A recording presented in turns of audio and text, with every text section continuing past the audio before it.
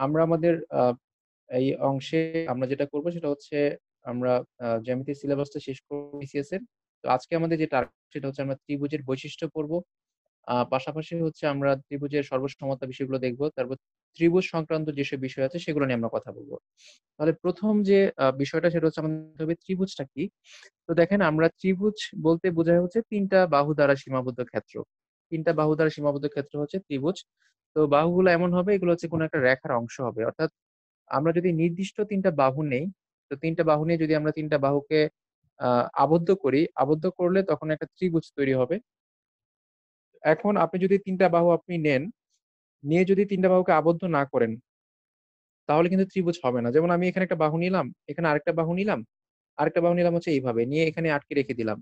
তো এটা কিন্তু ত্রিভুজ হবে না। কারণ ত্রিভুজ হতে গেলে ১ম যে শর্ত সেটা হচ্ছে একটা আবদ্ধ ক্ষেত্র হতে হবে। তো আবদ্ধ ক্ষেত্র হওয়ার জন্য কি করতে হবে? এই বাহুটাকে কানেক্ট করতে হবে। তো আমরা চিত্রে যেটা দেখতে পাচ্ছি এটাকে আমরা ত্রিভুজ বলতে পারি। তো ত্রিভুজকে আমরা কি দ্বারা প্রকাশ করি? এরকম একটা ডেল চিহ্ন দিয়ে প্রকাশ করি। এটা হচ্ছে ত্রিভুজ। তো আমি এখানে লিখেছি চিত্রে ABC একটা ত্রিভুজ। আমি যদি লিখতাম এই যে এই চিহ্ন ডেল ABC তাহলে কি হতো? একটা ত্রিভুজ হয়ে যেত। অর্থাৎ আমরা ত্রিভুজের কথা বলতে গেলে ১ম এই বলব হচ্ছে ত্রিভুজের বাহু ৩ টা, কোণ ৩ টা। তো ত্রিভুজের হচ্ছে বাহু ৩ টা, কোণ ৩ টা আর এই ৩ টা কোণের যে উপরের যে বিন্দুগুলো আছে অর্থাৎ এখানে A বিন্দুটা, B বিন্দুটা, C বিন্দুটা এই ৩ টা বিন্দুকে বলা হয় ত্রিভুজের শীর্ষবিন্দু। এই ৩ টা বিন্দুকে বলা হয় ত্রিভুজের শীর্ষবিন্দু। তার মানে আমরা বলতে পারি ত্রিভুজের কোণ ৩ টা, ত্রিভুজের বাহু ৩ টা, ত্রিভুজের শীর্ষবিন্দু ৩ টা। ঠিক আছে? তো এরপরে আমরা হচ্ছে দেখব ত্রিভুজ হতে গেলে কি, কি শর্ত লাগবে। তো ১ম এ আমরা বলেছিলাম যে ত্রিভুজ হতে গেলে কি হতে হবে? একটা আবদ্ধ ক্ষেত্র হতে হবে। এটা গেল ১ নম্বর বিষয়। তো ২ নম্বর বিষয় হচ্ছে আমরা ত্রিভুজের বাহুগুলোর কিছু মাপ আছে। ওই মাপগুলো দিয়ে ত্রিভুজ গঠন করতে হবে। তো ত্রিভুজ হওয়ার শর্ত হচ্ছে যেকোনো ২ বাহুর যোগফল ৩য় বাহু অপেক্ষা বৃহত্তর হতে হবে। মানে আপনি ২ টা বাহুর যোগফল নিবেন, তো নেয়ার পরে অবশ্যই সেটা ৩য় বাহু অপেক্ষা বৃহত্তর হতে হবে। তো এরকম করে আমরা যদি ৩ টা বাহু নেই, ৩ টা বাহুর ক্ষেত্রেই সেইম ঘটনা ঘটতে হবে। তখনই আপনি বলতে পারবেন যে এটা হচ্ছে ত্রিভুজ। তো যেমন ধরেন আমি ৩ টা বাহু নিচ্ছি। একটা নিলাম ৭, একটা নিলাম ৮, আ একটা নিলাম হচ্ছে ৫ বা একটা নিলাম হচ্ছে ১১ মনে করেন বা ১৫ বা ১৬ যাই হোক একটা নিলাম। এখন এই ৩ টা বাহু দিয়ে ত্রিভুজ হবে কিনা? তো ত্রিভুজ হওয়ার জন্য আপনাকে যেটা দেখতে হবে সেটা হচ্ছে ১ম আপনি যেটা করবেন ২ টা বাহুর যোগফল বের করবেন। ২ টা বাহুর যোগফল বের করে দেখবেন এই বাহুটা ৩ নাম্বার বাহু থেকে বড় হয় কিনা। যদি বড় হয় তখন আপনি বলবেন যে এটা একটা ত্রিভুজ। আর যদি বড় না হয় তখন আমরা ত্রিভুজ বলতে পারব না। তো এখানে যে বাহুগুলো আছে দেখেন ৭ আর ৮ যদি আমি যোগ করি ৭ আর ৮ যোগ করলে ১৫ হয়। এখন দেখেন এই ৭ আর ৮ যে ১৫ হচ্ছে ১৫ কিন্তু ১৬ থেকে বড় না। আমরা বলেছি ২ বাহুর যোগফল ৩ নাম্বার বাহু থেকে বড় হতে হবে। তো যদি বড় হয় সেক্ষেত্রে এটা ত্রিভুজ হবে। এখন ৭ আর ৮ যোগ করলে হয় ১৫, ১৫ কিন্তু ১৬ থেকে বড় না। তার মানে হচ্ছে এই ৩ টা বাহু দিয়ে ত্রিভুজ আঁকা সম্ভব না।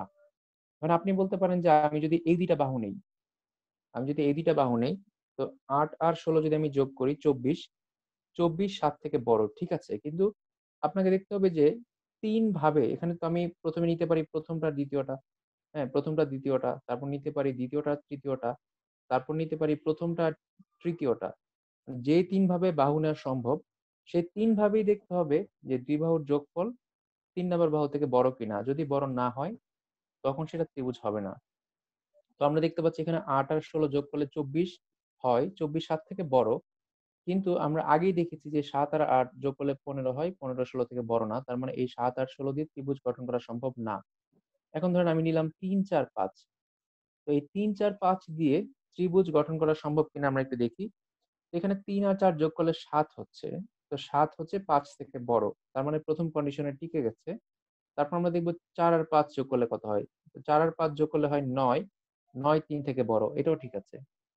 যদি আমরা দেখি ৫ আর ৩ মানে ১ম টা শেষটা। ৫ আর ৩ যোগ করলে ৮। ৮ ৪ থেকে বড়। তার মানে এটাও ঠিক আছে। অর্থাৎ ৩, ৪, ৫ দিয়ে ত্রিভুজ গঠন করা সম্ভব। এখন আপনি যদি বলেন যে স্যার হচ্ছে ৭, ৮, ১৬ দিয়ে কেন ত্রিভুজ গঠন করা সম্ভব না? তো যদি আমরা এটাকে চিত্রে আঁকতে যাই, আপনি যদি হচ্ছে এটাকে আপনি চিত্রে আঁকতে যান তাহলে দেখবেন যে এরকম হয়ে যাবে। ধরেন যদি ৭ সেন্টিমিটার হয়, এটা যদি ধরেন ১৬ সেন্টিমিটার হয় আর এটা যদি ৮ সেন্টিমিটার হয় তখন দেখবেন যে এই একটা জায়গাতে গিয়ে ওরা জোড়া লাগবে না। যদি ২ বাহুর যোগফল ৩ নাম্বার বাহু থেকে বড় না হয়, তাহলে আপনি দেখছেন না। তো এরকম করে ত্রিভুজ হবে না। অথবা ২ বাহুর বিয়োগফল ৩য় বাহু অপেক্ষা ক্ষুদ্রতর হতে হবে। এটা হলে চলবে। কি বলা আছে? ২ বাহুর বিয়োগফল ৩য় বাহু অপেক্ষা ক্ষুদ্রতর হলেই ত্রিভুজ আঁকা যাবে। অর্থাৎ যদি আমরা যোগ না করে বিয়োগ করে দেখতে চাই, বিয়োগ করে বের করা যাবে। যেমন ধরেন আমরা যদি এখানে এই ২ টা আ আমরা যে ২ টা আ বাহু নিয়েছিলাম যে এখানে ৭, ৮, ১৬ আছে, ৩, ৪, ৫ আছে। এখানে আমরা দেখি যে কোনটা দিয়ে ত্রিভুজ আঁকা সম্ভব। তো ১ম বার আমরা দেখেছিলাম যে ১ম ৩ টা মাপ দিয়ে ত্রিভুজ আঁকা যাবে না। এই ১ম ৩ টা মাপ দিয়ে ত্রিভুজ আঁকা যাবে না আমরা দেখেছিলাম। তো আমরা এখন দেখব যে বিয়োগের সাহায্যে করলে ত্রিভুজ আঁকা যাবে কিনা। দেখেন আপনি যদি ৭ আর ৮ ২ টার মধ্যে বিয়োগফল বের করেন তো ৮ হচ্ছে বড়। আমি যদি ৮ আর ৭ ২ টার বিয়োগফল বের করি তাহলে ৮ থেকে ৭ বাদ দিলে ১ হচ্ছে। তাহলে ১ হচ্ছে ১৬ থেকে ছোট। তার মানে ১ম ক্ষেত্রে ঠিক আছে। এখন আমরা দেখব ২য় ক্ষেত্রে। তো এই ১৬ থেকে ৮ বাদ দিলে কত হয়? ১৬ থেকে ৮ বাদ দিলে ৮ হয়। ৮ কিন্তু ৭ থেকে ছোট না। বলা আছে ২ বাহুর অন্তর। অন্তর মানে কি? বিয়োগফল। ৩য় বাহু অপেক্ষা ছোট হতে হবে, মানে ক্ষুদ্রতর হতে হবে। তো ৮ যদি আমি ১৬ থেকে বিয়োগ করি তাহলে এখানে ৮ হচ্ছে। কিন্তু এই ৮ টা কিন্তু আপনি বলতে পারবেন না যে এই ৭ থেকে ছোট। এখানে বড় হয়ে গেছে। যেহেতু বড় হয়ে গেছে তার মানে ২য় বার গিয়ে আমরা দেখলাম যে এখানে কন্ডিশনটা এপ্লাই হচ্ছে না। যেহেতু এপ্লাই হচ্ছে না, তো আমরা কি করব না? আর সামনে আগাবো না। আমরা যেহেতু ক্রস পেয়ে গেছি তার মানে হচ্ছে বলে দিব যে ৭ আর ১৬ দিয়ে কোন ধরনের ত্রিভুজ গঠন সম্ভব না। অর্থাৎ যেটাকে যোগ করে পাওয়া যাবে না সেটা বিয়োগ করে হবে না। আর যদি বিয়োগ করে হয়ে যায় তাহলে সেটা যোগ করেও হবে। যেমন এই ৩, ৪, ৫ আমরা যদি বিয়োগ করি ৪ থেকে ৫ ৩ বিয়োগ করলে ১ হয়। ১ হচ্ছে ৫ থেকে ছোট। আবার ৫ থেকে ৪ বিয়োগ করলে ১ হচ্ছে ৩ থেকে ছোট। আবার এই ৫ থেকে ৩ বিয়োগ করলে ২ হচ্ছে ২ কিন্তু ৪ থেকে ছোট। তাহলে আমরা বলতে পারি যে ত্রিভুজ গঠন করতে গেলে দেখতে হবে ২ বাহুর যোগফল ৩য় বাহু থেকে বড় কিনা অথবা ২ বাহুর বিয়োগফল ৩য় বাহু অপেক্ষা ছোট কিনা। এই ২ টার কন্ডিশনের যেকোনো একটা হলেই তখন কি হবে? ত্রিভুজ গঠন হবে। তো এখন আমরা দেখব হচ্ছে ত্রিভুজের বৈশিষ্ট্যগুলো কি, কি আছে। তো এই অলরেডি আমি বৈশিষ্ট্য বলে ফেলেছিলাম যে ত্রিভুজের ৩ টা বাহু থাকবে, ৩ টা কোণ থাকবে, ত্রিভুজের ৩ টা শীর্ষবিন্দু থাকবে। এর পাশাপাশি যেগুলো আছে, আমরা জানি ত্রিভুজের ৩ কোণের সমষ্টি ১৮০ ডিগ্রি। মানে একটা ত্রিভুজ আঁকলে ৩ টা যে কোণ থাকবে সেগুলোর সমষ্টি ১৮০ ডিগ্রি। এটা আমরা সবাই জানি। তো আমরা যদি হচ্ছে এই চিত্রটা দেখি, এখানে চিত্রের কোণ হচ্ছে A, কোণ B, কোণ C। অর্থাৎ যদি আমরা ৩ টা কোণ ভিতরের ৩ টা কোণ ধরি, তাহলে ৩ টা কোণের সমষ্টি হচ্ছে ১৮০। এখন যদি আপনাকে পরীক্ষায় প্রশ্ন করে যে ত্রিভুজের ৩ টি অন্তঃস্থ কোণের সমষ্টি কত? তাও কিন্তু অ্যান্সার ১৮০ হবে। কারণ অন্তঃস্থ কোণ মানে হচ্ছে ভিতরের কোণগুলো। তো ত্রিভুজের ৩ কোণের সমষ্টি ১৮০ বলতে আমরা ভিতরের কোণগুলোকে বুঝি। যদি উল্লেখ করা নাও থাকে, তাহলে আমরা ধরে নিব যে ত্রিভুজের ৩ কোণের সমষ্টি বলতে ভিতরের কোণগুলোকে বলছে। তাহলে ত্রিভুজের ৩ কোণের সমষ্টি হচ্ছে ১৮০ ডিগ্রি। আবার যদি বলা হয় ত্রিভুজের অন্তঃস্থ কোণগুলোর সমষ্টি কত? তাও হবে ১৮০ ডিগ্রি। তাহলে আমরা ১ নম্বর বৈশিষ্ট্যটা দেখলাম। ২ নম্বর বৈশিষ্ট্য হচ্ছে যে ত্রিভুজের যদি আপনি ২ টা অন্তঃস্থ কোণ যোগ করেন, ধরেন আমি যদি A আর B কে যোগ করি, তাহলে যে কোণের মানটা হবে সেটা হবে তাদের বিপরীত বহিঃস্থ কোণের মানের সমান। অর্থাৎ আমি যেটা বলতে চাচ্ছি, আমরা যদি হচ্ছে এখানে ২ টা কোণ নেই। একটা হচ্ছে A, একটা হচ্ছে B। এই ২ টা কোণ নিলাম A আর B। তাহলে এই অন্তঃস্থ কোণ ২ টার যে সমষ্টি মানে যোগফল, সেটা হবে তাদের বিপরীত পাশের যে বহিঃস্থ কোণ আছে সেই যোগফলের সমান। তাহলে এখানে অন্তঃস্থ কোণগুলো হচ্ছে A আর B। এই ২ টার যোগফল হবে তাদের বহিঃস্থ কোণের সমান। বিপরীত পাশের বহিঃস্থ কোণের সমান। অর্থাৎ এই বাইরের কোণটার সমান। এখন আমি যদি আপনাকে বলে দেই যে এই কোণ A হচ্ছে ৪০ ডিগ্রি, মানে আমি এমনিতে আপনাকে কয়েকটা আন্দাজে কয়েকটা মান বললাম যে কোণ A হচ্ছে ৪০ ডিগ্রি আর কোণ B হচ্ছে 60 ডিগ্রি। এখন আপনাকে যদি প্রশ্ন করা হয় যে এখানে কোণ ACD সমান কত? মানে কোণ ACD মানে বাইরের কোণটা। কোণ ACD এর মান কত? তো আমরা যেহেতু বললাম যে ভিতরের যে ২ টা কোণ আছে, তো এই ২ টা কোণের যোগফল হবে বিপরীত পাশের বহিঃস্থ কোণের সমান। তাহলে এখানে ৪০ আর ৬০ যোগ করলে হয় ১০০। তাহলে এই বাইরের কোণটা হবে ১০০ ডিগ্রি। এই যে অনুসিদ্ধান্তটা আছে, এই জিনিসটা আমাদের সামনে খুব কাজে লাগবে। আমরা যখন ত্রিভুজের ম্যাথ গুলো করব, এই ধরনের ম্যাথ গুলো পরীক্ষায় যখন আপনাকে কোণ বের করতে দিবে, তখন এই কনসেপ্ট গুলো কাজে লাগবে। আমরা কিন্তু সামনে ম্যাথ করব। আমরা জাস্ট এখন একটু থিওরি পড়ছি। অর্থাৎ ত্রিভুজ সংক্রান্ত যে বিষয়গুলো আছে, সেখান থেকে আ ম্যাথ আসতে গেলে কি, কি থিওরি লাগবে সেগুলো আমরা একটু দেখে নিচ্ছি। তাহলে আমরা ১ম এ কি দেখলাম যে ত্রিভুজের আ একটা বাহুকে বর্ধিত করলে যে বহিঃস্থ কোণ তৈরি হবে সেই কোণের মান হবে তার বিপরীত পাশের অন্তঃস্থ কোণ ২ টার যোগফলের সমান। তো আপনাকে যদি হচ্ছে অন্তঃস্থ কোণ ২ টা বলে দেয় তাহলে কিন্তু আপনি অটোমেটিক বহিঃস্থ কোণটা বের করতে পারছেন। এখন এখান থেকে আপনাকে অনেকভাবে প্রশ্ন করতে পারে, হ্যাঁ? আপনাকে অনেকভাবে প্রশ্ন করতে পারে। এই ২ টা কোণ দিয়ে আপনাকে বলতে পারে যে এই কোণটা কত? অর্থাৎ আপনাকে বলে দিল যে এটা ৪০ ডিগ্রি, এটা ৬০ ডিগ্রি। এই কোণটা কত? এভাবে বলতে পারে। তখন আমরা কি বলব যে যেহেতু ৩ কোণের সমষ্টি ১৮০ ডিগ্রি, তাহলে ১৮০ থেকে ৪০ আর ৬০ বাদ দিলে বাকি কোণটা আমি পেয়ে যাব ৮০ ডিগ্রি। কি বললাম? ত্রিভুজের ৩ টা কোণের সমষ্টি হচ্ছে ১৮০ ডিগ্রি। সেখানে আপনাকে কোণ আর কোণ B এর মান দেয়া আছে। একটা ৪০ একটা ৬০। তাহলে ৪০ আর ৬০ যোগ করলে হয় ১০০। ১৮০ থেকে ১০০ বাদ দিলে থাকবে কত? ৮০। তাহলে ৮০ হচ্ছে এই কোণটা। অর্থাৎ এই C কোণের মান হচ্ছে শুধু ৮০ ডিগ্রি। তো এরপরে আমরা হচ্ছে দেখব আ ত্রিভুজের ৩ টা আমরা তো এতক্ষণ অন্তঃস্থ কোণগুলো নিয়ে কথা বললাম। এখন যদি বহিঃস্থ কোণগুলোকে নিয়ে আলোচনা করতে চাই। তো ত্রিভুজের ৩ টা বাহুকে বর্ধিত করলে ৩ টা বহিঃস্থ কোণ পাওয়া যায়। এটা একটু মাথায় রাখেন। ত্রিভুজের ৩ টা বাহুকে আ বর্ধিত করলে ৩ টা বহিঃস্থ কোণ পাওয়া যায়। কিন্তু যদি আপনাকে প্রশ্ন করে পরীক্ষাতে এমসিকিউতে যে ত্রিভুজের ৩ টা বাহুকে উভয় দিকে বর্ধিত করলে কয়টা বহিঃস্থ কোণ পাওয়া যাবে?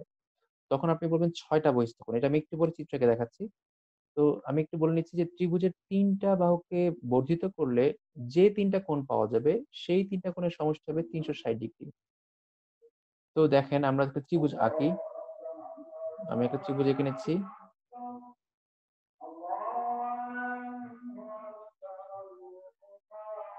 তো অনেকে আমরা বহিঃস্থ কোণ আঁকতে পারি না। বহিঃস্থ কোণ আঁকার নিয়মটা হচ্ছে আপনি ধরেন যেকোনো একটা কোণ দিকে কোণ আঁকলেন। ধরেন এদিকে আপনি একটা বহিঃস্থ কোণ নিলেন। ঠিক আছে? কিভাবে আঁকতে একটু দেখেন বহিঃস্থ কোণগুলো। আপনি এভাবে একটা কোণ নিলেন। এখন যেহেতু এই পাশে নিয়েছেন, নিচের যে বাহুটা আছে, মানে এই বাহুটাকে যদি আপনি বাড়ান, তখন কিন্তু আপনি আর ওই দিকে আপনি কিন্তু আর এইদিকে কোণ নিতে পারবেন না। মানে আপনি এদিকে আঁকতে পারবেন না কোণ। আপনি যদি হচ্ছে উপরের দিকে কোণ আঁকেন সেক্ষেত্রে আর কোণ হবে না। কারণ ২ টা বহিঃস্থ কোণ একদিকে হবে না। তখন আপনাকে আঁকতে হবে কি? তখন আপনাকে আঁকতে হবে হচ্ছে নিচের দিকে।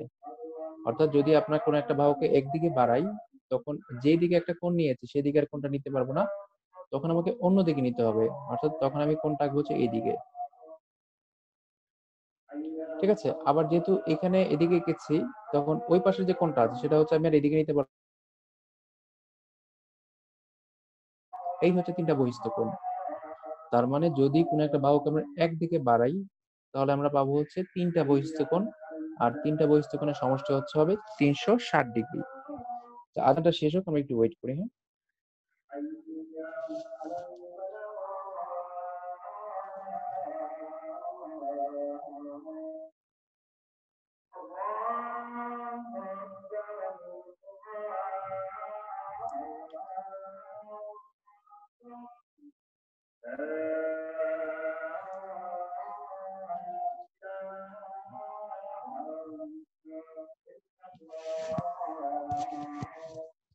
আচ্ছা, যেটা বলছিলাম যে ত্রিভুজের ৩ টা বহিঃস্থ কোণের সমষ্টি হচ্ছে ৩৬০ ডিগ্রি বা হচ্ছে ৪ সমকোণ। তো এইখানে শুধু ত্রিভুজ না বলে আমি যদি চতুর্ভুজ বলতাম, তাও আপনি বলতেন যে চতুর্ভুজের ৪ টা বহিঃস্থ কোণের সমষ্টি ৩৬০ ডিগ্রি। যদি বলতাম পঞ্চভুজ, তাও আপনি বলতেন যে হচ্ছে পঞ্চভুজের ৪ টা বহিঃস্থ কোণের সমষ্টি হচ্ছে বা ৫ টা বহিঃস্থ কোণের সমষ্টি হচ্ছে ৩৬০ ডিগ্রি। যেকোনো ভুজের সবগুলো বহিঃস্থ কোণের সমষ্টি হবে সবসময় ৩৬০ ডিগ্রি। কি বললাম? যেকোনো ভুজের সবগুলো বহিঃস্থ কোণের সমষ্টি সবসময় হবে ৩৬০ ডিগ্রি। এটা হচ্ছে একটা বিশাল বড় ঔষধ। এটা দিয়ে আমরা হচ্ছে সামনে দেখবো আরো অনেক অসাধ্য সাধন করে ফেলতে পারছি শুধু একটা কনসেপ্ট দিয়ে।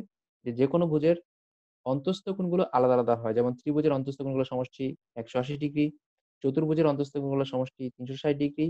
তো এরকম করে পঞ্চভুজের ৫৪০ ডিগ্রি।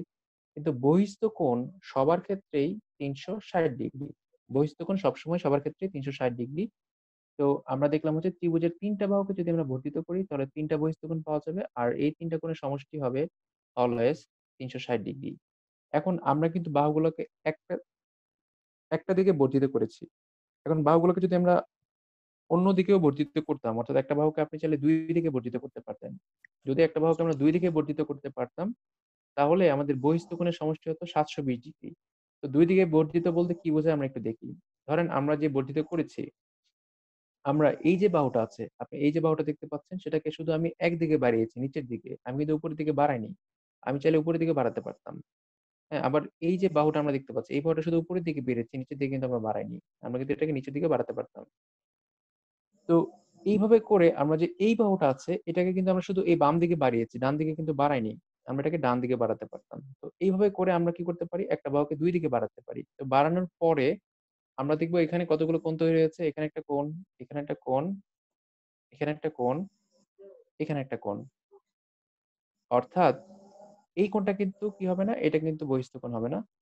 বাকি কোণগুলো হচ্ছে বহিঃস্থ কোণ। তো আমরা এইটা বলতে পারি যে ত্রিভুজের যদি বাহুগুলোকে বাড়াই তাহলে ৩ টা বহিঃস্থ কোণ নেওয়া যায়। কিন্তু বাহুগুলোকে যদি ২ দিকে বাড়াই মানে উভয় দিকে বাড়াই, উভয় দিকে বাড়ালে আমরা হচ্ছে বহিঃস্থ কোণ পাবো ৬ টা। এই ৬ টা বহিঃস্থ কোণের যোগফল হবে অলওয়েজ ৭২০ ডিগ্রি। তো ৩ টা বহিঃস্থ কোণের সমষ্টি হবে কত ডিগ্রি? ৩৬০ ডিগ্রি। কিন্তু ৬ টা বহিঃস্থ কোণের সমষ্টি হবে অলওয়েজ ৭২০ ডিগ্রি। তো এই আ ইয়েটা, এই বিষয়টা আমরা হচ্ছে একটা চিত্রের মধ্যে আ দেখিয়েছি। এখানে আমার স্লাইডেও একটা চিত্র আছে। যেমন এখানে আমরা একটা চিত্র দেখতে পাচ্ছি যে এখানে আমরা বহিঃস্থ কোণ পেয়েছি ৬ টা। এখানে 1, 2, 3 নাম্বার দিয়ে দেখানো হয়েছে। তো আমরা যদি এই সবগুলো বহিঃস্থ কোণকে একত্রিত করে যোগ করি, অর্থাৎ এখানে 1, 2, 3, 4, 5, 6 এই সবগুলো বহিঃস্থ কোণকে যদি আমরা যোগ করি, তাহলে সেগুলো অবশ্যই ৭২০ ডিগ্রি হবে। এটা হচ্ছে ত্রিভুজের একটা বৈশিষ্ট্য। এরপরে আমরা যে পয়েন্টটা দেখব, আপনারা যখন ক্লাসটা আবার দেখবেন, পরবর্তীতে ভিডিওটা দেখবেন, তখন অবশ্যই সুন্দর করে এই পয়েন্টগুলো নোট করে রাখবেন। আর ভালো হয় আমাকে ক্লাস নোট করে আমাকে একটু দেখানো। এটা অনেকেই দেখায় না আরকি। এটা করলে ভালো হয়। আমাকে একটু দেখাবেন। তাহলে আমার যদি কোন সাজেশন থাকে সেক্ষেত্রে আপনাকে আমি বলব। আপনারা যখন লিখবেন তখন অবশ্যই পাশে চিত্রসহ লিখবেন। এতে লাভ হবে আপনার এই জিনিসটা আবার রিভাইজ হয়ে যাচ্ছে এবং সবচেয়ে বড় লাভ হচ্ছে আপনার কাছে একটা সুন্দর নোট খাতা হয়ে যাচ্ছে। মানে পুরো জ্যামিতির আপনার একটা খাতা থাকছে। আপনি কোন একটা কম্পিটিটিভ এক্সামে যখন দিতে যাবেন তখন আপনি এই জ্যামিতি অংশের জন্য এই খাতাটা রিভাইজ করলে আপনার জন্য হয়ে যাচ্ছে কিন্তু। ওকে। তারপরে যেটা বলছিলাম, এরপরে আমরা যেটা বলব সেটা হচ্ছে আমরা বলছিলাম হচ্ছে যে ত্রিভুজের এটা খুব ইম্পোর্টেন্ট। ৫ নম্বর পয়েন্টটা হচ্ছে খুব ইম্পোর্টেন্ট। ত্রিভুজের যেকোনো ২ বাহুর মধ্যবিন্দুর সংযোজক সরলরেখা, তৃতীয় বাহুর সমান্তরাল ও অর্ধেক। কি বললাম? ত্রিভুজের যেকোনো ২ বাহুর মধ্যবিন্দুর সংযোজক সরলরেখা, তৃতীয় বাহুর সমান্তরাল ও অর্ধেক। আমরা জানি ত্রিভুজের ৩ টা বাহু। আমরা যদি ২ টা বাহুকে ভাগ করি সমান বিভাগে, ভাগ করার পরে যদি আমরা ২ টা বাহুর আমরা যদি ২ টা বাহুকে করি, কানেক্ট করার পর যে বাহুটা আমরা পাবো, সেই বাহুটা হবে তৃতীয় বাহুর সমান্তরাল ও অর্ধেক। সেটা হবে তৃতীয় বাহুর সমান্তরাল ও অর্ধেক। তো আমরা যদি এটা চিত্রের সাহায্যে দেখতে চাই, তাহলে আমরা বলতে পারি যে এখানে একটা ত্রিভুজ আছে। এখানে একটা ত্রিভুজ আছে দেখেন।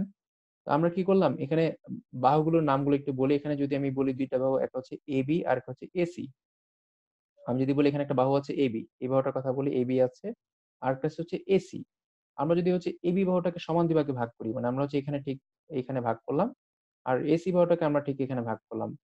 তো ভাগ করার পরে আমরা যে ২ টা বাহুর যে মধ্যবিন্দু পেলাম, মধ্যবিন্দুকে যে সংযোজক সরলরেখাটা আছে অর্থাৎ মধ্যবিন্দুকে কানেক্ট করে যে রেখাটা আছে, এই রেখাটা হবে সবসময় এই নিচের রেখাটার অর্ধেক। অর্থাৎ এই যে নিচের বাহুটা যদি আপনাকে দিয়ে দেয়, আমি এখনই বলছি এখান থেকে প্রশ্ন কিভাবে করতে পারে। তো নিচের বাহুটা যদি দিয়ে দেয়, আপনি তার অর্ধেক করলেই এই উপরের বাহুটা পেয়ে যাবেন। আর আরেকটা বিষয় হচ্ছে এই বাহুটা মানে DE বাহুটা হবে BC বাহুর সমান্তরাল। সমান্তরাল মানে হচ্ছে সবসময় সেম ডিসট্যান্স মেইনটেইন করবে। যদি এখানে হয় ৪ সেন্টিমিটার তাহলে এদিকেও কি হবে? ৪ সেন্টিমিটার হবে। অর্থাৎ আমি যেটা বলছি সেটা হচ্ছে যদি আমরা ত্রিভুজের ২ টা বাহুর মধ্যবিন্দুর সংযোজক সরলরেখা নেই DE, DE টা হবে ত্রিভুজের যে অপর বাহুটা মানে BC, BC বাহুর অর্ধেক এবং সমান্তরাল। তাহলে আমরা এখানে লিখতে পারি এই যে DE সমান্তরাল BC এটা হচ্ছে সমান্তরাল চিহ্ন। আমরা বলতে পারি DE হচ্ছে BC সমান্তরাল। আর কি বলতে পারি? আমরা বলতে পারি হচ্ছে DE হবে BC র অর্ধেক মানে হাফ অফ BC। আমরা বলতে পারি DE হবে BC র অর্ধেক মানে হাফ। এখন এখান থেকে প্রশ্ন করতে পারি কিভাবে? আমি যদি আপনাকে বলি যে AB আর AC ২ টা ত্রিভুজের ২ টা বাহু, হ্যাঁ? আমি বললাম যে AB আর AC হচ্ছে ত্রিভুজের ২ টা বাহু। আর D আর E হচ্ছে তাদের মধ্যবিন্দু। D আর E হচ্ছে তাদের মধ্যবিন্দু। ভালো করে খেয়াল করেন আমি কি বললাম? যে ABC ত্রিভুজের AB আর AC বাহুর মধ্যবিন্দু হচ্ছে D আর E। এটা বলে দিলাম। এখন আপনাকে আমি যেকোনো একটা মান বললাম। আমি যদি আপনাকে বলি যে আ BC বাহুর মান যদি ৬ সেন্টিমিটার হয়, তাহলে DE বাহুর মান কত হবে? সেক্ষেত্রে আপনি বলবেন যে BC বাহুর যদি ৬ সেন্টিমিটার হয় তাহলে DE হবে তার অর্ধেক ৩। অথবা আমি যদি আপনাকে বলি DE বাহু যদি ৩ সেন্টিমিটার হয়, DC বাহু কত? তখন আপনি বলবেন হচ্ছে ৬। এখন আপনাকে আমি বললাম হচ্ছে অন্য একটা প্রশ্ন। আপনাকে আমি বললাম যে ABC একটা ত্রিভুজ। এই ত্রিভুজের হচ্ছে DE BC এর সমান্তরাল। ভালো করে খেয়াল করেন। আমি বললাম DE BC এর সমান্তরাল। ডি এর মান হচ্ছে ৩ আর বিসি এর মান হচ্ছে ৬। আর আপনার এবি বাহুর মান দেয়া আছে ধরেন ১০। ঠিক আছে? এবি বাহুর মান দেয়া আছে হচ্ছে ১০। তো প্রশ্ন আবার খেয়াল করেন আমি বলেছি এবিসি একটা ত্রিভুজ। এই ত্রিভুজের ডিই বাহুটা হচ্ছে বিসি বাহুর সমান্তরাল। ডি বাহুর মান দেয়া আছে ৩, হ্যাঁ? তারপর হচ্ছে এই বিসি বাহুর মান দেয়া আছে ৬। তখন যদি আপনাকে বলে এডি বাহুর মান কত? এডি এইটুকু। তখন আপনি বলতে পারেন যে এটা যেহেতু ১০ অর্থাৎ এটা যেহেতু ১০ সবটা যেহেতু ১০ আমরা জানি যে ২ টা বাহু সমান্তরাল হলে আর এখানে অর্ধেক হলে এই ডি হচ্ছে এবি বাহুর মধ্যবিন্দু। মানে রিভার্স বিষয়টা। আমরা যদি জানি যে ডিই বিসি এর সমান্তরাল আর অর্ধেক হলে তখন এই ডি আর ই হচ্ছে এবি আর এসি বাহুর মধ্যবিন্দু। আপনাকে কিন্তু প্রশ্নে মধ্যবিন্দু বলা নাই। কিন্তু আপনি এই অনুসিদ্ধান্ত প্রয়োগ করে জানলেন যে ডি আর ই হচ্ছে এদের মধ্যবিন্দু। এখন যদি বলা থাকে এই এ, বি মান অর্থাৎ এবি এর মান অর্থাৎ সবটার মান যদি ১০ হয়, তাহলে এডি এর মান, এটুকের মান কত হবে? ১০ এর অর্ধেক হবে। অর্থাৎ এটুক হবে ৫। ১০ এর অর্ধেক হবে। এটাও ৫ হবে, এটাও ৫ হবে। তো এটা কিন্তু একটা সিম্পল জিনিস। কিন্তু আপনি যদি এই কনসেপ্টটা না জানেন তাহলে কিন্তু এটা আপনার জন্য খুবই কঠিন হয়ে যাবে। সিম্পল জিনিসটাই আপনি না জানলে আপনার জন্য এটা কঠিন। এরপরে আমরা দেখব হচ্ছে ত্রিভুজের সর্বসমহব সরি ত্রিভুজ অঙ্কনের শর্ত। তো ত্রিভুজ অঙ্কনের শর্ত হচ্ছে আপনি মানে ত্রিভুজ আঁকতে গেলে কি লাগবে? আপনার কাছে যদি ২ টা বাহু থাকে আর তাদের একটা অন্তর্ভুক্ত কোণ থাকে, অন্তর্ভুক্ত মানে হচ্ছে যে ২ বাহু নেয়া হচ্ছে ২ টা বাহুর মধ্যবর্তী কোণ। অর্থাৎ আমি যদি হচ্ছে এগুলো আপনারা জানেন জাস্ট আমি একটু বলে দিচ্ছি। ধরেন আমি যদি এখানে আ বাহু নেই, আমি ধরেন এখানে একটা বাহু নিলাম। বাহু নিয়ে আমি বললাম হচ্ছে কি আ এখানে একটা বাহু আছে, এটা একটা বাহু আছে। আমরা এই ২ টা বাহু নিলাম। ২ টা বাহু নিয়ে আমাদের কোণটা বলে যাচ্ছে। তো আমরা কি করলাম এই ২ টা কোণ এঁকে নিলাম। মানে এখানে একটা কোণ দেয়া আছে। তো যেই ২ টা বাহুর যে মানে ২ টা বাহু দেয়া থাকলে তাদের মধ্যবর্তী যে কোণটা থাকে সেটাকে বলা হয় অন্তর্ভুক্ত কোণ। যদি ২ টা বাহু দেয়া থাকে আর তাদের মধ্যবর্তী কোণ দেয়া থাকে তাহলে অটোমেটিক ত্রিভুজ আঁকা সম্ভব। কেন সম্ভব? দেখেন, আপনি তো এই ২ টা বাহুর মাপ আপনি জানেন। এটা আপনার জানার দরকার নাই। আপনি জাস্ট এই ২ টা পয়েন্ট যোগ করে দিলে কিন্তু ৩ নম্বর বাহুটা পেয়ে যাচ্ছেন। আপনাকে ৩ নম্বর বাহু দেয়া নাই, বলা নাই। কিন্তু আপনি অটোমেটিক ওই ২ টা বাহুর যে শীর্ষবিন্দুগুলো আছে বা যে শেষ প্রান্তগুলো আছে সেগুলো যোগ করে দিলেই অটোমেটিক ৩ নম্বর বাহুটা হয়ে যাচ্ছে, আপনার একটা ত্রিভুজ হয়ে যাচ্ছে। তাহলে আমরা কিন্তু এটা দেখলাম, যদি আপনাকে ২ টা বাহু দেয়া থাকে আর একটা কোণ দেয়া থাকে আপনি তাহলে আঁকতে পারবেন। অথবা যদি উল্টাটা থাকে, আপনার যদি ২ টা কোণ দেয়া থাকে, অর্থাৎ আপনাকে যদি বলা থাকে ২ টা কোণ, আপনাকে যদি বলা থাকে ২ টা কোণ আর একটা বাহু। মানে এই ২ টা কোণ দেয়া আছে আর নিচের বাহুটা দেয়া আছে। তো কোণের জন্য কিন্তু অটোমেটিক ধরেন আপনি কোণের এই কোণের মানটা দেয়া আছে। আপনি যদি এই কোণের জন্য একটা বাহু টানেন, উপরের দিকে যাবে। ধরেন বাহুটা আপনার উপরের দিকে গেল। আবার যদি নিচের এই কোণের জন্য একটা বাহু টানেন, তাহলে এই বাহুটা দেখা গেল আপনার কি হয়ে গেল? এদিকে চলে গেল। তো আপনার কিন্তু এই ২ টা বাহু দেয়া নাই। আপনি কি করেছেন? শুধু নিচের বাহুটা পেয়েছেন আর ২ টা কোণ পেয়েছেন। ২ টা কোণ আঁকলে অটোমেটিক ২ টা রেখা তৈরি হবে। রেখা তৈরি হলে এখানে ছেদ করবে। ছেদ করলে কিন্তু এই ২ টা বাহুর মাপ অটোমেটিক তৈরি হয়ে যাবে যে এই বাহুটা এইটুক পর্যন্তই যাবে, এই বাহুটা এইটুক পর্যন্তই যাবে। আমি যদি এটাকে একটু বলতে চাই আবার, আমরা কি করলাম? একটা বাহু নিলাম। আমাকে দেয়া আছে শুধু একটা বাহু আর হচ্ছে ২ টা কোণ দেয়া আছে। তাহলে আমি এখানে একটা কোণ নিলাম, এখানে একটা কোণ নিলাম। যেহেতু আমার কোণের মাপ দেয়া আছে, ধরেন আমার কোণের মাপ হচ্ছে এটা হচ্ছে এরকম, আর এই কোণের মাপ হচ্ছে এরকম, এরকম দেয়া আছে। তো আমরা হচ্ছে আমাদের কাছে আর কোন বাহুর মাপ নাই। আমরা কি করব? জাস্ট যেহেতু আমার কিছু দেয়া নাই, আমার তো আর কোন উপায় নাই। আমি জাস্ট এই কোণটা আঁকলাম। আবার হচ্ছে এই কোণটা আঁকলাম। আঁকার পরে কিন্তু অটোমেটিক্যালি আপনি দেখেন, আপনার হচ্ছে এই বাহুগুলোর মাপ কিন্তু পেয়ে গেছেন। তার মানে আমাদের ত্রিভুজ কিন্তু হচ্ছে এইটুক পর্যন্তই। ঠিক আছে? তাহলে আমরা ত্রিভুজ পেয়ে গেলাম। অর্থাৎ ২ টা কোণ আর একটা বাহু দেয়া থাকলেও ত্রিভুজ আঁকা যাবে। শুধু ৩ টা বাহু দেয়া থাকলেও ত্রিভুজ আঁকা যাবে। আর ২ বাহু আর তাদের বিপরীত পাশের কোণ দেয়া থাকলেও ত্রিভুজ আঁকা যাবে। ২ বাহু আর তাদের বিপরীত পাশের কোণ দেয়া থাকলেও কি করা যাবে? ত্রিভুজ আঁকা যাবে। তাহলে আমরা এগুলো একটু মনে রাখবো ভালো করে। এগুলো আমরা জানি জাস্ট পরীক্ষার এমসিকিউর জন্য। আপনার অপশনে বলবে যে, নিচের কোণটি হলে ত্রিভুজ আঁকা সম্ভব। আপনার ৩ টা দিয়ে ৪ নম্বরে বলল কোনটিই নয়। ৩ টা দিয়ে ৪ নম্বরে বলল কোনটিই নয়। তো আমরা যদি এই বাহুগুলোর মাপ আম যদি এই শর্তগুলো জানি সেক্ষেত্রে কিন্তু আমাদের জন্য বের করা ইজি হয়ে যাবে। কি বললাম? ২ টা বাহু দেয়া থাকবে, সাথে একটা কোণ, ২ টা কোণ, সাথে একটা বাহু, ৩ টা বাহু অথবা হচ্ছে সর্বশেষ হচ্ছে ২ টা বাহু আরেকটা কোণ। যদি আপনাকে ৩ টা কোণ দেয়া থাকে, শুধু ৩ টা কোণ দেয়া থাকলে ত্রিভুজ আঁকা যায় না। মনে রাখবেন, শুধু ৩ টা কোণ দেয়া থাকে ত্রিভুজ আঁকা সম্ভব না। এটা একটু মনে রাখবেন। আপনারা চাইলে কম্পাস দিয়ে বাসায় ট্রাই করে দেখতে পারেন। ৩ টা কোণ দিয়ে আপনি বাহু ছাড়া কোণটা কার উপরে বসাবেন? মানে একটা বাহু তো লাগবে অন্তত। কোণটা বসানোর জন্য অন্তত একটা বাহু তো লাগবে। তো বাহু ছাড়া তো আপনার কোণ হবে না। তো এইজন্য মনে রাখতে হবে যে ৩ টা কোণ দেয়া থাকলে কখনোই ত্রিভুজ আঁকা যাবে না। এইটাই অপশনে থাকতে পারে। আপনার অপশনগুলো সাজালো যে ৩ বাহু দেয়া আছে। হ্যাঁ? ৩ টা কোণ দেয়া আছে, ২ বাহু একটা কোণ দেয়া আছে। তখন আপনাকে প্রশ্ন করল যে নিচের কোণটি হলে ত্রিভুজ আঁকা যাবে না। তখন আপনি বলবেন যে ৩ টি কোণ হলে ত্রিভুজ আঁকা সম্ভব না। এখন আমরা দেখব যে ত্রিভুজের সর্বসমতা।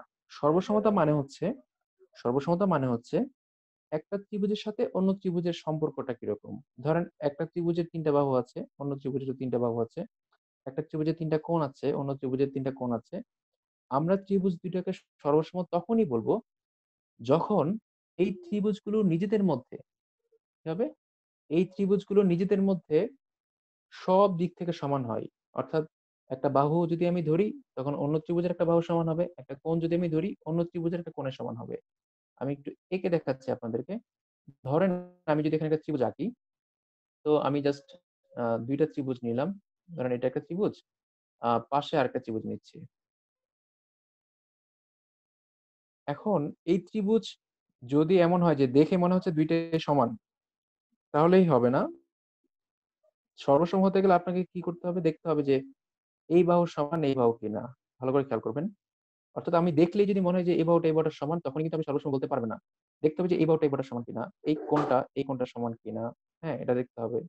আবার এই বাহুটা এই বাহুটার সমান কিনা। তারপর দেখতে হবে যে এই উপরের কোণটা মানে এই শীর্ষ কোণটা এই শীর্ষ কোণের সমান কিনা। তারপর দেখতে হবে যে নিচের যে কোণটা আছে এই কোণটা এই কোণের সমান কিনা। তারপরে দেখতে হবে যে নিচের ভূমিটা আছে এই ভূমিটার সাথে এই ভূমিটার সমান কিনা।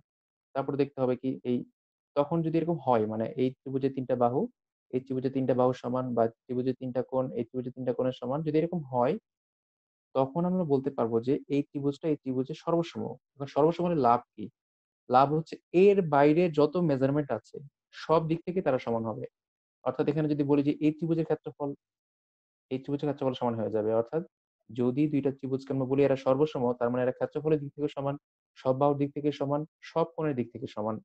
এখন সর্বসম হতে গেলে শর্তটা কি?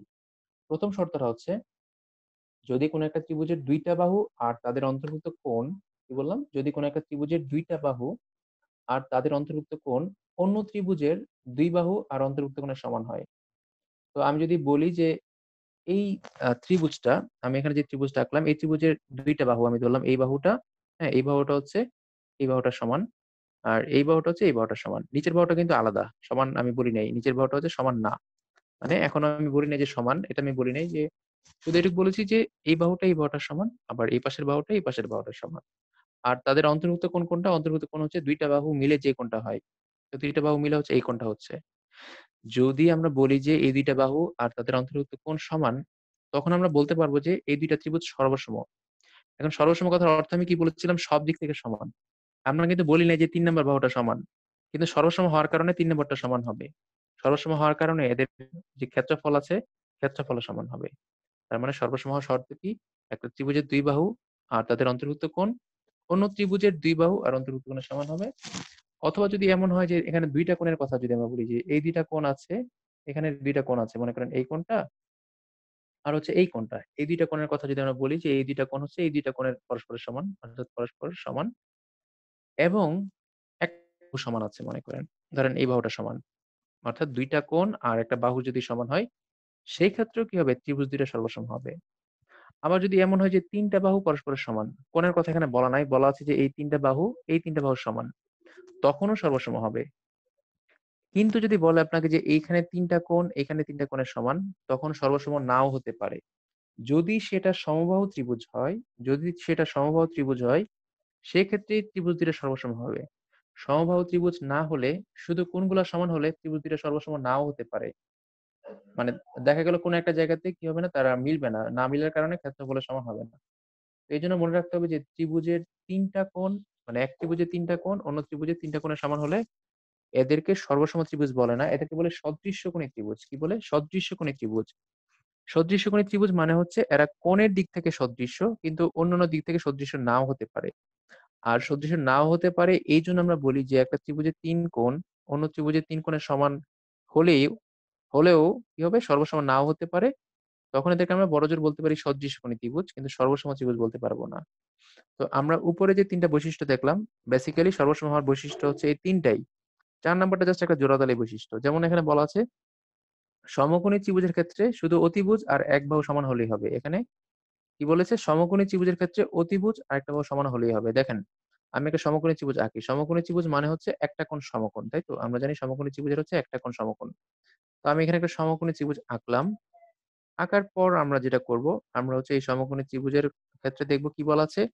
যে অতিভুজ আর একটা বাহু সমান হলেই হবে। তাহলে সমকোণী ত্রিভুজের অতিভুজ কোনটা? অতিভুজ হচ্ছে এই যে এইটা, এটা তাদের অতিভুজ। তো এখানে বলা আছে যে অতিভুজ এবং একটা বাহু সমান হলেই হবে। ধরেন আমি নিচের বাহুটাকেই ধরলাম। তো দেখেন বলা আছে সমকোণী ত্রিভুজের ক্ষেত্রে অতিভুজ আর একটা বাহু সমান হলেই কি হবে? সর্বসম হবে। এখন আপনাদের প্রশ্ন আসছে কোণ সমান না কেন?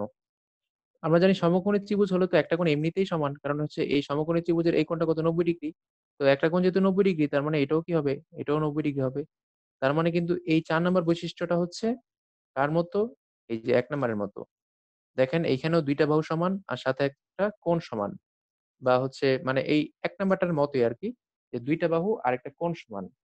তো আমরা বলতে পারি যে ২ টা ত্রিভুজ তখনই সর্বসম হবে যদি একটা ত্রিভুজের ২ টা বাহু আর অন্তর্ভুক্ত কোণ অন্য ত্রিভুজের ২ বাহু আর অন্তর্ভুক্ত কোণের সমান হয়। অথবা একটা ত্রিভুজের ২ টা কোণ, একটা বাহু অন্য ত্রিভুজের ২ টা কোণ, একটা বাহু সমান হয়। যদি একটা ত্রিভুজের ৩ টা বাহু অন্য ত্রিভুজের ৩ টা বাহু সমান হয়। আর সমকোণী ত্রিভুজের ক্ষেত্রে কোণের কথা উল্লেখ করতে হয় না কেন? কারণ সমকোণী ত্রিভুজের ক্ষেত্রে একটা কোণ এমনিতেই ৯০ ডিগ্রি। তাই এখানে কোণের কথা আলাদা করে বলতে হয় না।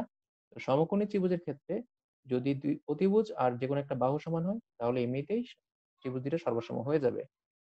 তো এখন আমরা হচ্ছে ম্যাথ করার জন্য আরো টুকটাক কিছু বেসিক জিনিস আমরা একটু দেখে নিব। যেমন উচ্চতা, আমাদের অনেকেরই উচ্চতা আর হচ্ছে মধ্যমার মধ্যে একটু ঝামেলা হয়। তো উচ্চতা হচ্ছে কি ত্রিভুজের যেখানে হচ্ছে ৯০ ডিগ্রি তৈরি করে। অর্থাৎ ত্রিভুজের দেখেন, আমরা এখানে একটা ত্রিভুজ দেখতে পাচ্ছি। তো এই ত্রিভুজের শীর্ষবিন্দু হচ্ছে এটা, উপরেরটা হচ্ছে শীর্ষবিন্দু আর নিচেরটা হচ্ছে ভূমি। তো শীর্ষবিন্দু থেকে ভূমির মধ্যবিন্দুর যে দূরত্ব আছে, মধ্যবর্তী যে দূরত্ব আছে, তো এখানে দূরত্বটা কিন্তু অনেক রকম হতে পারে। দূরত্বটা কিন্তু অনেক রকম হতে পারে। উচ্চতা হবে সেটাই যেটা হচ্ছে সর্বনিম্ন দূরত্ব। উচ্চতা হবে সেটাই যেটা হচ্ছে মিনিমাম ডিসট্যান্স। দেখেন এটাও কিন্তু ডিসট্যান্স। আবার যদি আমি এদিকে আঁকি এটাও কিন্তু ডিসট্যান্স। তো উচ্চতা হচ্ছে মিনিমাম ডিসট্যান্সটা অর্থাৎ শীর্ষবিন্দু থেকে ভূমির উপর যতগুলো আমরা রেখা টানি মানে যতগুলো দূরত্ব আমরা নেই, যেটা মিনিমাম ডিসট্যান্স সেটাকে বলা হয় উচ্চতা। এখন মিনিমাম ডিসট্যান্স তখনই হবে যখন শীর্ষবিন্দু থেকে বিপরীত বাহুর উপর একটা লম্ব রেখা টানা হবে। অর্থাৎ যে বাহুটা বা যে রেখাটা লম্ব হবে উচ্চতা সেটাই হবে, বাকিগুলো উচ্চতা হবে না। তার আমরা বলতে পারি শীর্ষবিন্দু থেকে ভূমির উপর যদি আমরা লম্ব টানি, মানে লম্ব দৈর্ঘ্য টানি বা লম্ব রেখা টানি তাহলে সেটাকে বলা হবে কি? ওই ত্রিভুজের উচ্চতা। তাহলে উচ্চতা হচ্ছে সবসময় যেটা লম্ব রেখা সেটা লম্ব দৈর্ঘ্যটা হচ্ছে সেটা হচ্ছে উচ্চতা। তো এখন এখান থেকে প্রশ্ন করে যে হচ্ছে আ ত্রিভুজের উচ্চতা কখন হবে? আপনি বলবেন হচ্ছে মিনিমাম ডিসট্যান্স যেটা মানে যেটা হচ্ছে এক্কেবারে সর্বনিম্ন দৈর্ঘ্য অথবা হচ্ছে যেটা লম্ব দৈর্ঘ্য সেটা হচ্ছে ত্রিভুজের উচ্চতা। এখন এই ত্রিভুজের উচ্চতার সাথে আমরা অনেকেই গুলিয়ে ফেলি হচ্ছে মধ্যমাটা। আমরা একটু মধ্যমাটা দেখে নিব। তো মধ্যমা হচ্ছে ত্রিভুজের শীর্ষবিন্দু থেকে বিপরীত বাহুর মধ্যবিন্দুর যোগফল। শীর্ষবিন্দু থেকে বিপরীত বাহুর মধ্যবিন্দুর যোগফলকে আমরা বলি মধ্যমা। সেটা লম্ব হতে পারে, নাও হতে পারে। সবসময় সেটা লম্ব হবে এমন কোনো গ্যারান্টি নেই। কখনো, কখনো হয়, কখনো, কখনো হয় না। আমরা হচ্ছে সমবাহু ত্রিভুজ পড়ার সময় একটু পরেই দেখব অবশ্য। আ আমরা যেমন এখানে দেখতে পাচ্ছি এটা একটা ত্রিভুজ আছে। তো ত্রিভুজের শীর্ষবিন্দু হচ্ছে A। তো আর BC হচ্ছে তার ভূমি। আমরা BC বাহুটাকে সমান ২ ভাগে ভাগ করলাম এই জায়গাতে। BC বাহুটাকে আমরা সমান ২ ভাগে ভাগ করলাম কোথায়? D বিন্দুতে ভাগ করলাম। এখন যদি আমরা শীর্ষবিন্দু থেকে এই যে D এর উপর যদি একটা রেখা টানি, তখন কি হবে? সেটাকে আমরা বলব হচ্ছে মধ্যমা। আর এখন আ এটাকে আমরা উচ্চতা বলব না কেন? কারণ এখানে তো ৯০ ডিগ্রি তৈরি করে নাই। যদি ৯০ ডিগ্রি তৈরি করত, তখন সেটাকে বলতাম আমরা হচ্ছে ত্রিভুজের উচ্চতা। তাহলে উচ্চতা হচ্ছে কি হবে? ত্রিভুজের শীর্ষবিন্দু থেকে ভূমির উপর যে লম্ব টানবো আমরা, সেই লম্বটা হচ্ছে তার উচ্চতা। আর মধ্যমা হচ্ছে শীর্ষবিন্দু থেকে বিপরীত বাহুর মধ্যবিন্দুর উপর যে রেখা টানা হবে, শীর্ষবিন্দু থেকে বিপরীত বাহুর মধ্যবিন্দুর উপর যে রেখা টানা হবে, সেটাকে বলা হবে কি? ওই ত্রিভুজের মধ্যমা। তো আমরা হচ্ছে এই ২ টা জিনিসকে একটা চিত্রের মধ্যে দেখি তাহলে আপনাদের কনসেপ্ট আরেকটু ক্লিয়ার হবে। দেখেন আমি এখানে একটা ত্রিভুজ নিয়েছি। ত্রিভুজ নেওয়ার পরে আমি শীর্ষবিন্দু থেকে ২ টা রেখা টেনেছি। একটা রেখা হচ্ছে এখানে ৯০ ডিগ্রি কোণ যেখানে তৈরি করে সেখানে টেনেছি। আর আরেকটা হচ্ছে এই নিচের যে বাহুটা মানে ভূমিটাকে মধ্যবিন্দু করে তারপর শীর্ষবিন্দু থেকে রেখা টেনেছি। তাহলে যেটা হচ্ছে মধ্যবিন্দুর উপর রেখা টেনেছি সেটা হচ্ছে মিডিয়ান বা মধ্যমা। আর যেটা হচ্ছে আমরা লম্ব রেখা টেনেছি সেটা হচ্ছে অল্টিটিউড বা হচ্ছে উচ্চতা। তো আশা করি আপনাদের মধ্যমা আর হচ্ছে উচ্চতা এই বিষয়টা ক্লিয়ার হলো। তো আমি যেটা বলছিলাম যে আপনার মধ্যমা আর উচ্চতা আ ২ টা ত্রিভুজের ক্ষেত্রে এক জায়গায় হতে পারে। সেটা হচ্ছে যদি আমরা একটা সমবাহু ত্রিভুজ নেই। যদি আমরা একটা সমবাহু ত্রিভুজ নেই, সমবাহু ত্রিভুজ যে ত্রিভুজের সবগুলা বাহু সমান।